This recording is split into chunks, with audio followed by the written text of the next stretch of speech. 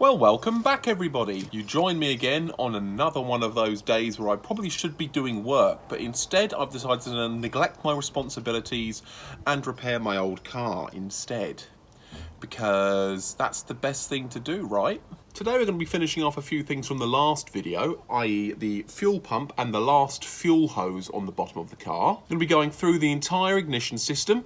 We're going to change the oil, finally, and we're just going to do a couple of other little random bits and bobs as well. So let me show you the parts that I've got on my bench at the moment that are ready to go into the car. Yes, indeed, we've got a selection of parts that are going on today. Spark plugs, distributor cap, the actual rotor arm. Now, we've got the coil and the HT leads from my other Maestro. Now, these two here have probably only done about 200 miles at most. So these are basically still brand new. There's no point in buying a new set when I already had them. New fuel pump, rocker cover gasket, and in here we have the oil filter and the sump washer. Okay, so let's start with the spark plugs then. So if you remember the first video I shot, I did actually get them out. They were a little bit rusty looking and a bit naff, but I did get them out of the car, so that's all good. Now I've already pre-gapped the spark plugs today. I did that off camera with my feeler gauge, and they're all gapped down to 0.8mm, which I think is what the Haynes manual called for. And that's what I did in my last Maestro, and it ran nicely. Oh, now it looks like I've been running the car possibly a bit rich or something. That looks a little bit fouled up, possibly. So I may need to, as I've said previously, adjust my fuel mixture there, because that's a little bit too rich. Yeah, these are fouled up, so I'm assuming this has been running just a bit too rich, which isn't ideal. So we'll sort that out. Morning, William. Hello, you alright? Yeah, fine. How are you? not too bad. Just filming my capers for the internet again. Did tell you what, the first video I did on this car has had over 40,000 views. No. Yes. My dad has a Montego. He was driving along the M25 and the headlining fell out. Okay. Great stuff. Great. He came up here and saw that and said, who's bought themselves one of those? Me, that's who. I've just realised that the camera was blurring that entire section, so I don't know how much of that I'm going to be using. However, what I will say is I've taken out all the plugs. They were all in the same kind of rich condition. So I'm probably going to need to back off the fuel mixture screw, because what I did when trying to get the car to run after I rebuilt the carb was I played about with the fuel mixture. I ended up putting probably a bit too much fuel in there, to be honest with you, just to get the thing to idle properly. So yeah, I might have to get one of those Gunson colour tunes, I think, because as far as I'm aware they're pretty decent and they'll help me dial in all the kind of the tuning and the fuel mixture levels. So we're going in with the last brand new spark plug now. I've got my tool in the right position now, so I actually tighten it down kind of by hand, because I tell you what, it's never a good idea to tighten down spark plugs with something like this, because you'll just end up stripping the threads out of the head and you'll have a bad time and you'll cry, and it'll be like that episode of Top Gear where Richard Hammond had that Mazda MX-5 that would keep ejecting spark plugs while they were somewhere. I can't remember what country they were in, but it was quite amusing at the time. It would just keep flying spark plugs out of the engine, and no one wants that. Okay, so it is now time for distributor cap and rotor arm. So now I have the fun task of, this is a bolt, not a screw. Okay, the new one has a Phillips flathead on it, and these old ones have bolts. I always wonder if it's because of the metric imperial mishmash on this car, but I always find like it uses a lot of 7mm in places, and I'm kind of like, I've never really seen that before in a lot of other cars. But old British car, old A-series engine, I suppose. Yes, there we go. 7mm it is. So here we go, we got it down here. We'll see that it needs to pop onto this and go over. It's a little bit hard to kind of get a good camera angle in here, however. So I've got this on, bang. Okay, that's actually coming out all right. Oh, did I just break something? No, it's just old plastic moving about. Lovely. Take the extension off. Oh, why don't you want to go on today? Well, would you look at that? I'm going to guess that might be one of the reasons we were having some rough running. Yeah. Corrosion on top of the rotor arm as well. corrosion here. Ooh, I'm going to have to clean up the shaft of the distributor, I reckon. Well, as you can see now, that's an awful lot better. I've cleaned that up with some brake cleaner, and I've also given it a quick scrub down with a little bit of wire steel meshy stuff and a wire brush as well. So that has removed all the bad corrosion from that. And we are now ready to pop on the new rotor arm. For reference again, the old nasty one and a lovely fresh new one. There we go, that is a new arm on. It was a bit of a tight fit, but it's on there now, so that's good. Yet again, just look at the difference in condition. This nasty old crusty thing compared to a fresh clean one, that's going to make a lot of difference. Okay, so we have the new cap on. Now it's a case of changing over the leads. So I'm going to take off the king lead here from this one, as this one's all going to be replaced anyway, this coil, this old Unipart one. Now, this has very helpfully been numbered by somebody previously when this was on the car. So, it makes it easy for me to pull this off and then just compare the length of the leads. Means I can go straight ahead and put this connector onto the cap.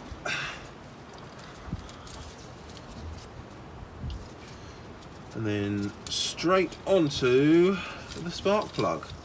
And that way we can't get the firing order wrong. Same again, going on to the cap down here. And that's one of the reasons I kept the lead still attached to the spark plug and the old cap until I decided it was time to actually move things over. Because that way I'd be able to easily see what's going on. So number one now. Yet again, measuring up lengths. Okay, so that is all the leads replaced. And we've just got to do the coil now, and then we can put the king lead on. Now, from memory, this is a 13mm bolt, which it is.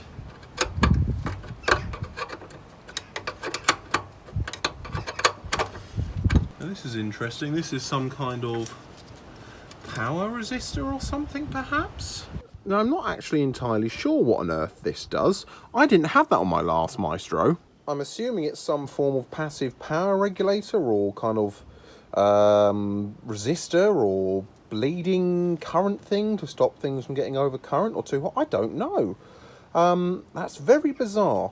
I might just put it back on because that was on there with the car, and we'll just see if I end up needing it or not, or what the story is. If anybody in the comments section can tell me what this is and if I actually need it, that would be great, because I didn't have that on the last one. That makes me wonder. So we've got our main 12 volt in, which is obviously the power feed to the coil. And we've got what goes down to the electronic ignition module. Now I'm going to need to give these a bit of a clean up, I think, these connectors, as they are a little bit gross and grimy. And obviously we don't want to add excess resistance into the circuit and therefore have a bad connection. So yeah, here we go, the old Unipart coil. So what I want to do now is I'm just going to quickly clean things up on the connectors and we'll go from there. Okay, so we've given all the connectors a good clean up. Let's start putting things back in. Bolt, semi in. Don't want to forget that weird resistor thing, whatever it is. I'm assuming that's what it is.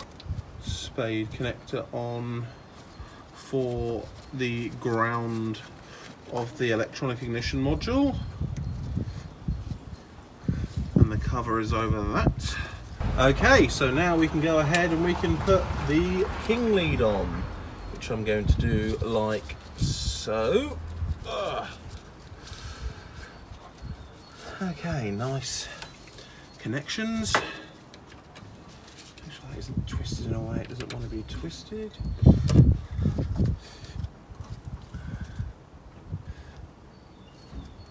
Okay, so that is all on.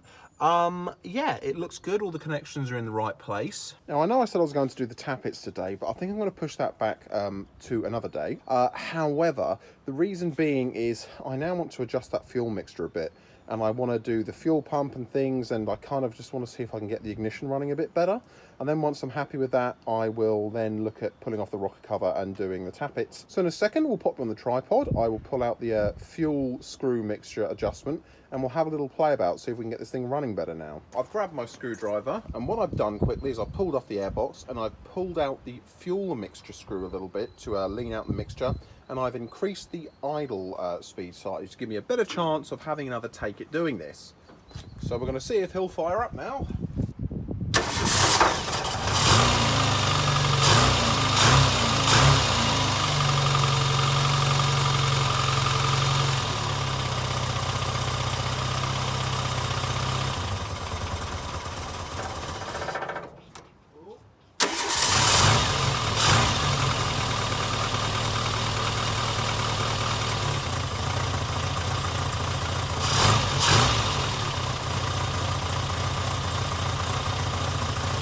So that's already done a bit.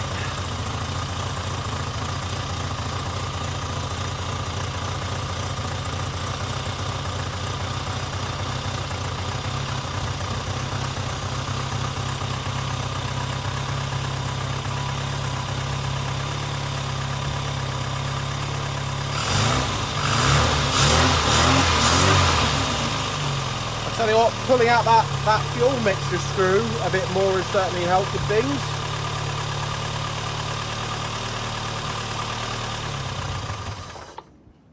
Well, maybe not as much as I wanted, but we'll keep it running again. We'll give it another go.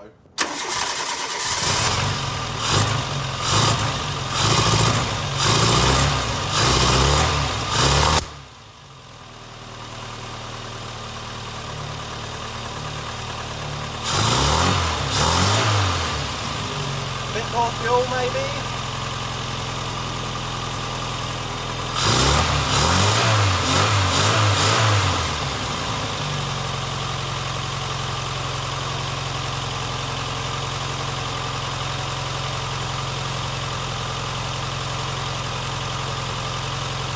So what I may have to do now is, I guess, get it running and get it kind of warmed up and idling nicely, and stick the old choke all the way in, and just play with the screw, the idle screw and the fuel mixture, I guess. So we'll have a little play and I'll come back to you in a minute. Well, it seems to be certainly running smoother and seems to be a bit happier now. So I guess we'll shut it off and we'll look at draining the oil. I know I've only been running it for about 5 or 10 minutes, but this plug looks a lot better this time round. So fingers crossed it's going to stay that way. But as I said, we're going to get one of those colour tunes, I think. I think that's probably what I'm going to end up needing. Right, well, I know what you folks want to see. You want to see the oil that comes out of this thing. And I know that because a couple of people in comments have said, we want to see that. So here we go. First of all, we're going to get our 19mm socket. Ow, ow, ow, engine mount to the hand, engine mount to the hand, ow, right on the tendons, ow. Oh, this isn't the first time I've changed oil either. Why am I doing this to myself? Whew, okay, I'll have time to cry about that later. Ow, that was not my finest hour. Ow, okay, I've hurt myself for sure, but never mind. Ah, look at that. Ooh, well, in the light it's actually not too terrible, to be fair. It's certainly dirty, but I've seen worse oil come out of cars. Good news is, so far, I can't see any nasty bits and bobs in there or anything that looks like it's going to be problematic for me, so that is a win. We've got a new sump washer as well, which is always good to do. While we're waiting for everything to fall out of the bottom of the sump, we will do the oil filter quickly. That's actually coming off by hand, which is quite nice. So can't complain about that. These look fairly similar there, so I don't think we'll have any problems. I think I've just changed the design of the hole slightly. Oh, okay, now hang on. No, no, no, no. Oh dear. That's not oh no.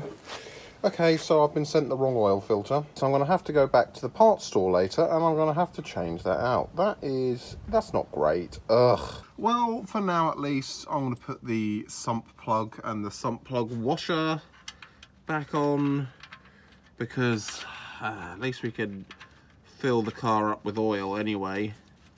So at least we shouldn't have that to contend with, I guess. I don't know if that washer's a little bit the wrong size there. Seems like it's a bit of a loose fit. having said that, it does go on and it does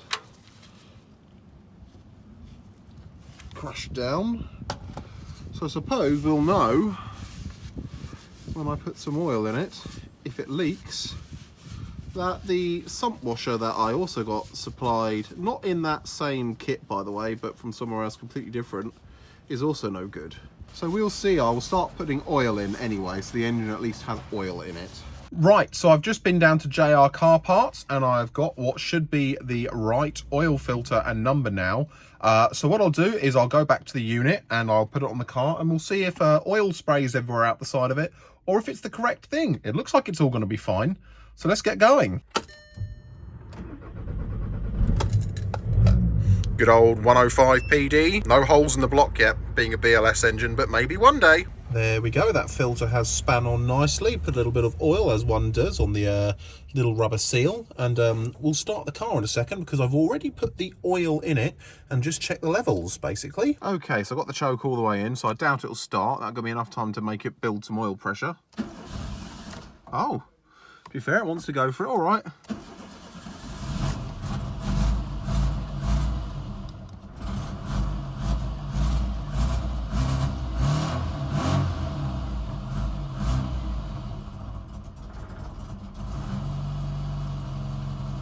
Yeah, we've still got a lot of adjustment to do there, haven't we? Well, at least it's running now. Well, we haven't got any leaks from the oil filter housing, so that's good. That means that this is obviously the right filter. My sump hasn't leaked at all, which is also good. So that means that the copper wash that's on there should be absolutely fine. Now, obviously, when the car is off the stands, I'm going to have to double check the oil level again because, you know, the sump will be at a slight angle and things like that. But we should be okay. I'll just give the levels a quick check. So before we move on to changing the fuel pump, I just want to do a little bit of an electrical test. Now, Topdon have kindly sent me down the RT Battery 101 battery and charging system tester. Now, for full transparency's sake, this isn't a paid review. They've simply sent it along for me to use in the videos and just basically give my own thoughts. So no money has changed hands. I've just been given this product to demonstrate for you guys. So let's talk about what this thing can do. This will check the status and the health of your battery. It will check the status and the health of the charging system as well. And it also gives you a general idea of how the electrical system is behaving. First things first, you need to put it on the battery terminals. It goes onto the positive terminal first. And then once you put it on the negative terminal, it'll power up. Now this is powered by your battery, so you don't need to actually worry about having any other batteries in this unit. As you can see, it's saying that my current battery voltage is about 12.68 volts. So you can see on the screen here the tests that we have.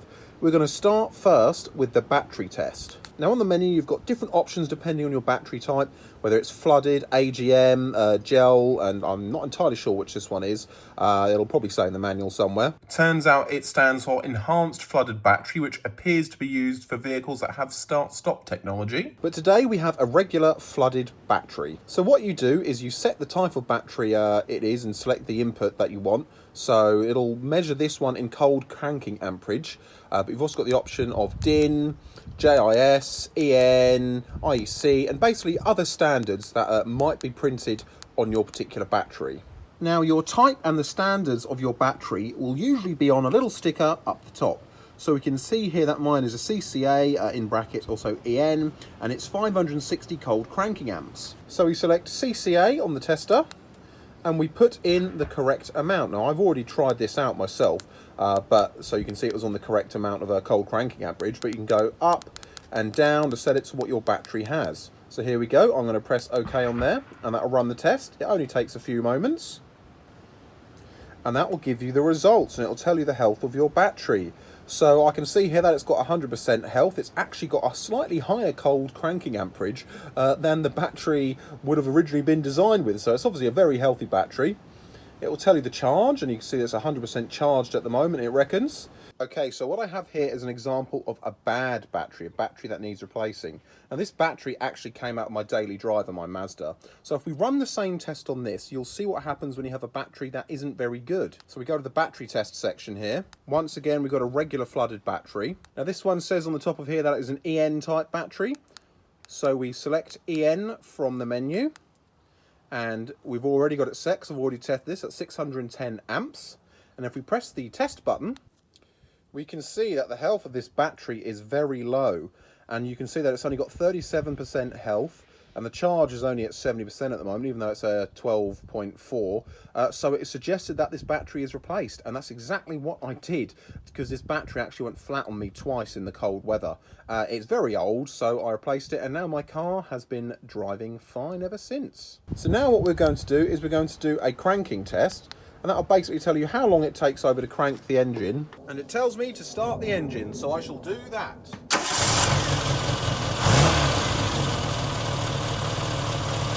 So what that has told us there is the time it took for the actual engine to crank over and start, and the voltage the battery dropped down to while it was cranking.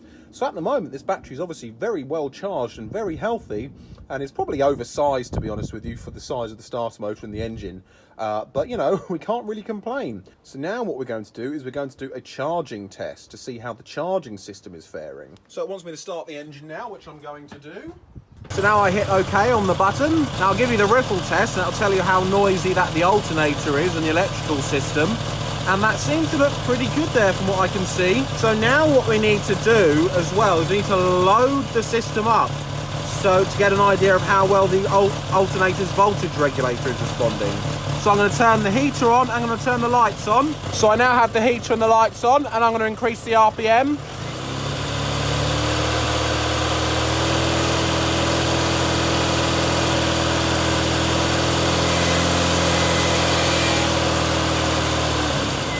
And there we have it. As you can see here, that is telling me how it is charging and what voltage it is charging at while loaded and unloaded. So it's perhaps maybe a little bit low, as I want to see it closer to 14, but it's certainly working well enough. It's certainly charging the system, and I imagine it's probably not charging it that high because the battery is pretty full.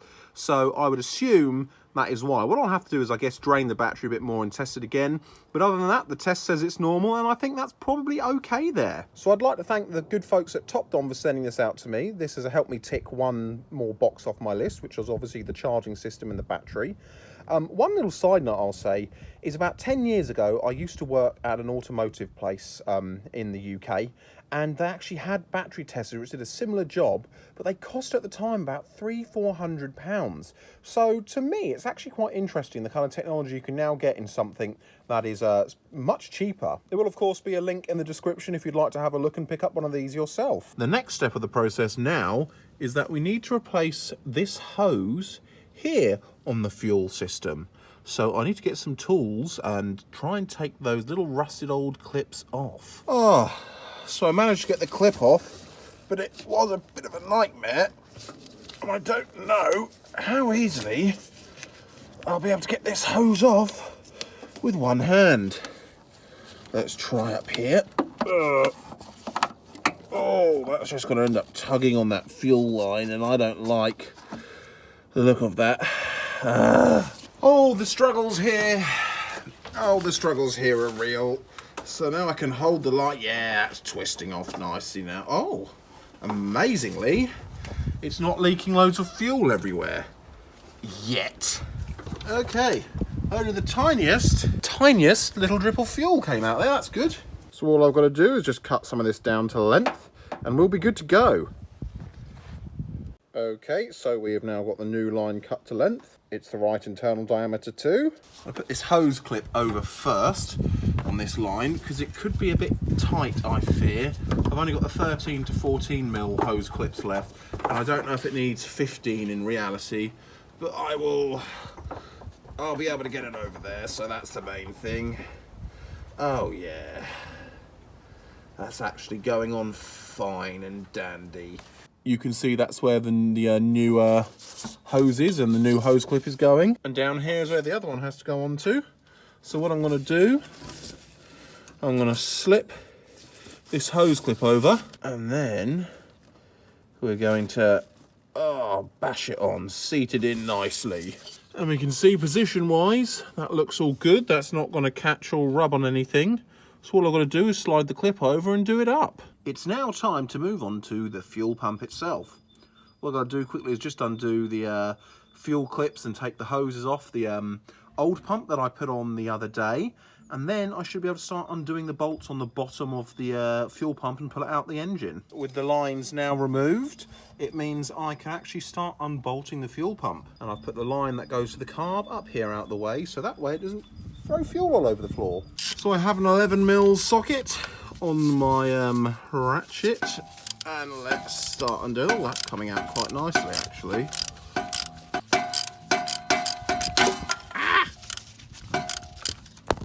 Oh no! Yes, try not to smack the camera, one supposes. Almost out. And you can see it looks like this goes obviously directly into the block, because you can see oil on the bolt. Oh, okay. Apparently we are pumping fuel while I'm doing this. I'm guessing that's activating the cam or something. Oh, that's not ideal. Oh well. Oh god, I'm getting fuel on myself. I don't like it, but it's happening. It is what it is. Ow, it's running down my arm. Yep, there is petrol running down my arm, and I'm not a fan of that. Oh! At this point, I give up. Oh, I could do with a small extension to get this off with. It's off. Okay. Okay, fabulous. Ah. So here we have side by side the old pump and the new pump. And as you can see, while this has now got a plastic foot on it, and this one had a metal foot, it all looks like it's going to line up and do the trick. Now there is also this little plastic spacer block which I've given a quick clean over and I need to put on. And with a gasket on it, that just slips over. And there's another one to go on the other side which goes against the engine block. I'm not going to lie, it looks like the weather is currently about to be against us. So I best get this attached to the car. So as you can see, I've already cleaned up the actual engine block itself. So that is now ready to receive the new gasket. And what I've done here is just put the bolts through so I can actually kind of hold it into place while I'm putting it on. Oh, the gasket's slipping out. Trickier than I thought. Trickier than I thought. Okay, come on. Find the thread. Find the thread. Right, let's see if we can start threading this in manually in case there's any gunge in the threads or something. I think that's exactly what happened. Let's try that again. Okay, so I've got the bolts to start threading in nicely now, but I'm starting to get drips of rain and that's not leaving me with a lot of confidence. So I've checked all the gaskets seem to be seated in the right position.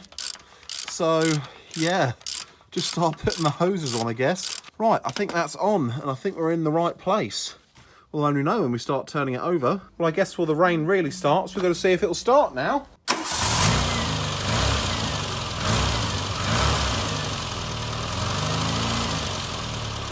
The good news is we have no fuel leaks. And it sounds like it must be pulling from the tank now.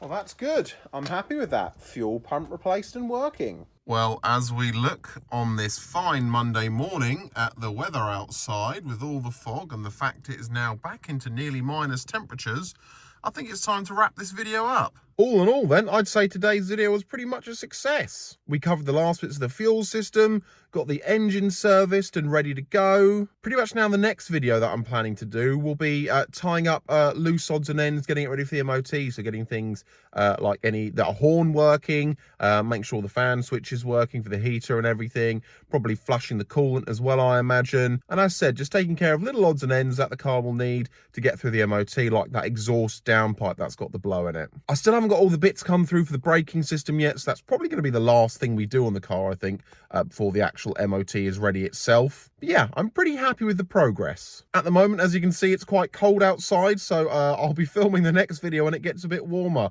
because I'm too old to be getting underneath cars of 1 or 2 degree weathers now. My bones hurt, my back hurts, everything hurts. This is what happens when you get into your 30s. Anyway, until next time, as always, I am Will, this is Tatty Old Cars, and I'll see you in the next video.